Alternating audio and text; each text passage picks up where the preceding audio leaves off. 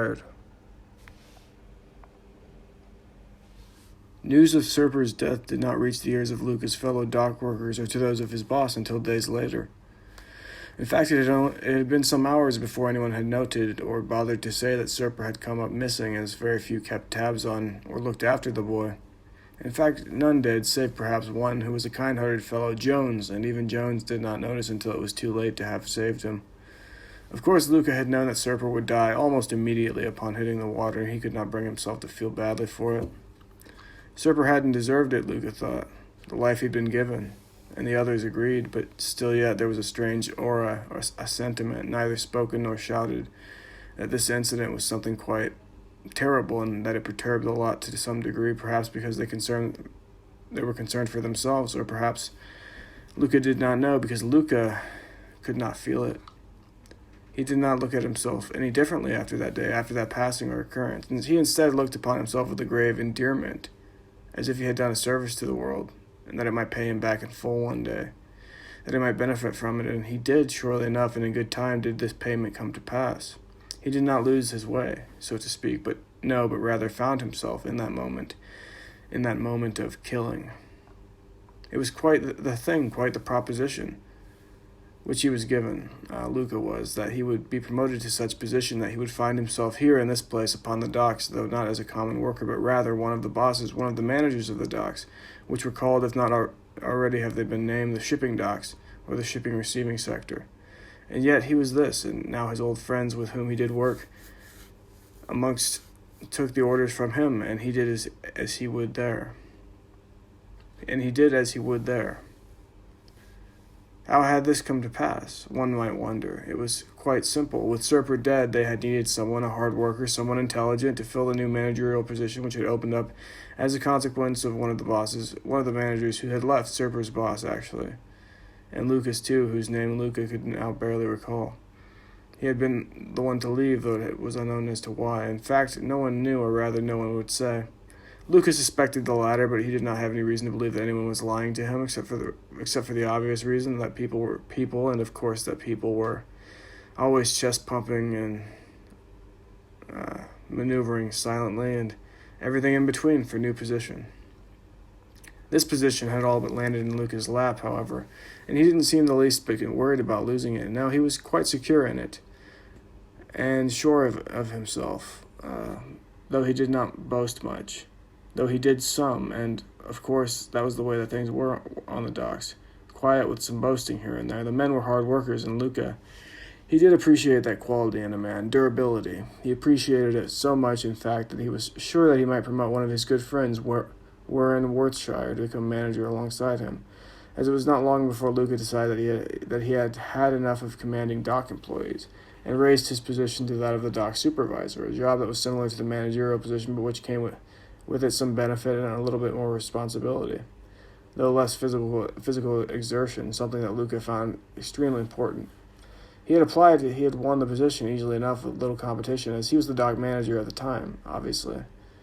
By the time that he had won this position, however, and he was ready to promote his friend, there was another aiming and firing for position therein. His name was Zavrilin, and he was a furious, forthcoming, hard-working fellow who knew no limit to his relative intelligence and relative successes among the dockmen, having gotten along with them well and having won over their favor. Who knew no limit? Until perhaps he met the shipping receiving sector's supervisor, of course, Luka Lukash. And then perhaps he wished he had never applied for the position in the first place. In fact, perhaps he wished he had never been born. Luka was uncertain, but this is what came to pass between the men. One day, beneath cloudy skies, Luka met with Zavrilin. He called him into the office, so to speak, and he had a discussion with him outside alongside a small cafe, which only the most privileged of folks were able to dine in. It was a coffee construction building, Luka knew, but the name of the establishment was Susie's Beans, referring, of course, to the coffee beans distributed by the company Coffee of Import. Luka had never met its owner, of course, as he was but the lowly dock supervisor, and even his boss he did not know the name of. Instead, instructions were sent to him by letter each morning instructing him on what to do. Normally it was the same letter with the same thing written on it, but it sometimes changed, depending on what needed done. No matter. Here at Susie's Beans, Luka did meet Zav, and there he attempted to strike a deal. The conversation went something like this. You must know, Luka began as Zav finally took a seat. He'd been standing for the last 5 minutes, teetering back and forth as Luka had spoken of the weather and other such small talk. Know what? Zav asked, aggressive as always. He was not a large man, but he was quite strong, at least physically. And he wasn't exactly stupid, though he wasn't precisely smart either. Luka continued. You must know why I've asked you here. Ordered, more like it, Zav countered, or attempted to. I didn't want to meet. That's probably not the best way to address your superior, Luka said with a smile. Zav was older than he was, and Luka could tell that every slight stung ever the worse because of it, at least in Zav's mind. Superior, Zav all but spat. Well, I don't know. You don't, Luka asked, actually somewhat surprised. Well, let me tell you then. Go on, said Zav, leaning forward. I've asked you here to tell you that you can't have the managerial position. And why not? Zav again countered, this time more successfully and with some force. Luka smirked, a fake smile that could only signify one thing to Zav, defeat. It goes to my friend, Luka straightened himself as he said it. It goes to Warren. Ha, Zav laughed. Warren. Luka only nodded. Zav, sitting there a moment, leaned forward, then leaned back in his chair and nodded a moment.